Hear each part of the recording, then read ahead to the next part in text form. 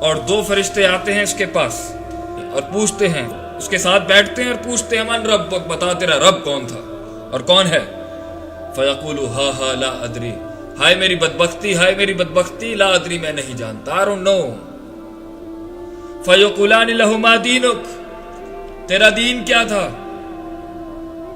وہ کہے گا فیقول ہا ہا لا ادری، ہائے میری بدبختی، ہائے میری بدبختی، میرا دین ہی نہیں مجھے پتا کیا تھا۔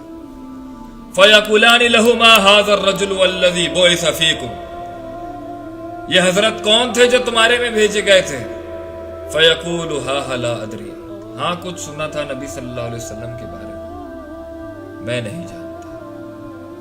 آسمانوں سے آواز آ جائے گی اس کے لیے کہ یہ جھوٹا ہے، اس کی قبر کو آگ سے سجا دو، جہنم کے دروازے کھول دو اور آنے دو اس میں سے ان گرم ہواؤں کو اور اس بھاپ کو اور اس گرمائش کو، تاکہ اسے احساس ہو کہ کس دنیا میں یہ جا رہا ہے، اور اس کی قبر کو تنگ کر دو اس حد تک کہ اس کی پسلیوں کی ہڈیاں آپس میں کرش نہ ہو جائیں۔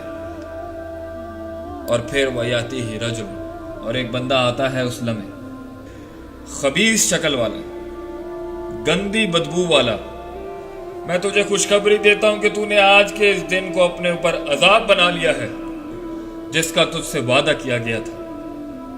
فَيَقُولُ مَنْ أَنْتَ، تو وہ اس تکلیف کے عالم میں جب اسے لوہے کے گرزوں سے فرشتے مار رہے ہوں گے، بجلیوں جیسی کڑکتی آوازوں سے سوالات کیے جائیں گے، بچھو اور سانپ اسے ڈس رہے ہوں گے جس کا ہزاروں سالوں تک کا اثر شاید اس کے جسم کے اندر رچ بس کے اس کو مارے گا، قبر تنگ کی جائے گی، ہڈیاں توڑ دی جائیں گی، اندھیرے چھا جائیں گے، امید ختم ہو جائے گی۔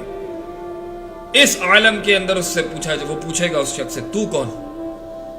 تو وہ کہے گا میں تیری دنیا کی گندی خبیث اعمال ہوں۔ وہ کہے گا اللہ اگر یہ میری پرفارمنس ہے تو اللہ قیامت قائم نہ کرے۔ اے مسلمانوں، اپنے اختتام کو سوچو، یہ دکھایا نہیں جا سکتا، یہ صرف سمجھایا جا سکتا ہے۔ ایمان اسی چیز کا نام ہے، الذین یؤمنون بالغیب، یہ غیب ہے۔ یہ تو جس دن پردے اٹھ گئے اس دن تو کہانی ختم ہو جائے گی۔ یہ موت انسان کی فلاح ہوگی یا اس کی بربادی کے سفر کی ابتدا۔ اسی لیے صحابہ اور نبی صلی اللہ علیہ وسلم جنہوں نے اپنی زندگیوں کو اللہ کے دین پر گامزن کیا، اسٹیبلش کیا اس کو اپنے اندر، وہ صرف ان ہولناکیوں سے ڈرتے تھے، آخرت کی تکلیف کو کہتے تھے اللہ وہاں پر نہ دیں، یہاں دے دیں۔ Give us in this world Allah but not in the آخرت۔ حضرت عثمان رضی اللہ عنہ سے لوگ کہتے تھے کہ جب جنت جہنم کا ذکر کیا جاتا ہے تو آپ پر اس کی تو کیفیت طاری ہوتی ہے، لیکن جب قبر کا ذکر کیا جاتا ہے اور موت کا ذکر کیا جاتا ہے تو آپ بہت روتے ہیں، حتیٰ کہ آپ کی داڑھی بھیگ جاتی ہے۔